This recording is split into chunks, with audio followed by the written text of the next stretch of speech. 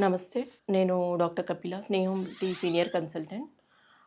ఈ ఎపిసోడ్‌లో good sleep గురించి చెప్పుకుందాము. సాధారణంగా స్లీప్ అంటే ఏంటి? మెంటల్ అండ్ హ్మ్, బాడీ రిలాక్సేషన్ అనమాట. అంటే బాడీని, మైండ్‌ని రెస్ట్‌లో ఉంచడాన్ని నిద్ర పట్టడం అంటారు.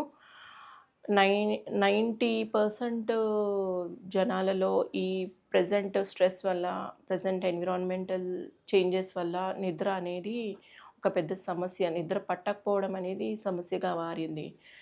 సాధారణంగా నిద్ర పట్టడం వల్ల జరిగే లాభాలు మనకి నిద్ర పడుతున్నప్పుడు ఏదైతే రోజువారీ చేసే పనిలో సెల్ టిష్యూ డ్యామేజు, ఇంకా మజిల్ ఆహ్, చేసి అలసట అనేది ఉంటుంది కాబట్టి రిలాక్సేషన్ మోడ్‌లోకి వెళ్తుంది నిద్రలో.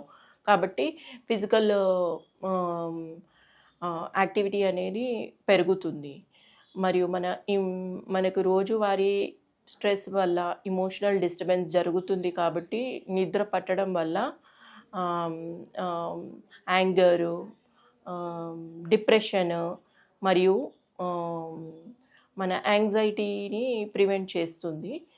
ఆహ్, రోజు జరిగే యాక్టివిటీని రెగ్యులర్‌గా మెమరైజ్ చేసుకుంటూ, మనం కొత్తవి ఈ యాక్టివిటీ చేసినయి గుర్తుపెట్టుకోవడము, ఆహ్, పూర్తిగా నిద్ర పట్టడంలోనే మనకి ఆహ్, మెమరీ అనేది ఇంటాక్ట్‌గా జరుగుతుంది కాబట్టి రెస్ట్ అనేది ఖచ్చితంగా ప్రతి మనిషికి అవసరము.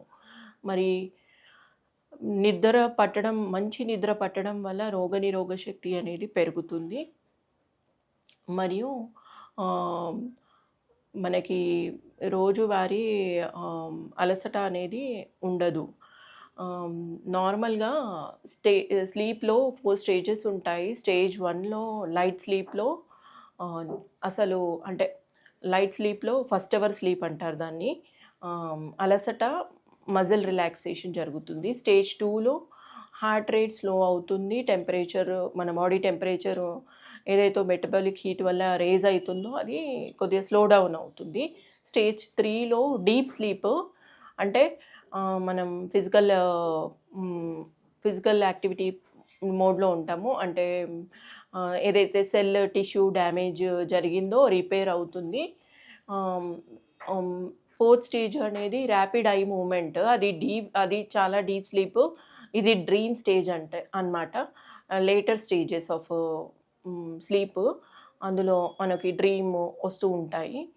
ఆహ్, సో, గుడ్ స్లీప్‌కి మనం పాటించాల్సిన సూచనలు ముందుగా చెప్పుకున్నట్లయితే ప్రతి మనిషికి ఆహ్, మినిమమ్ 10 అవర్స్ స్లీప్.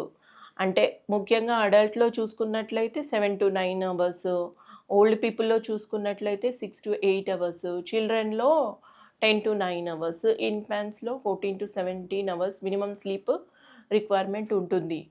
సో, నిద్రకి మంచి గుడ్ స్లీప్‌కి పాటించాల్సిన సూచనలు ఆహ్, రెగ్యులర్ రిథమ్ అనేది రోజువారీ ఉండాలి. రిథమ్ అంటే ఇప్పుడు 9కి పడుకున్నప్పుడు 5కి లేవడము.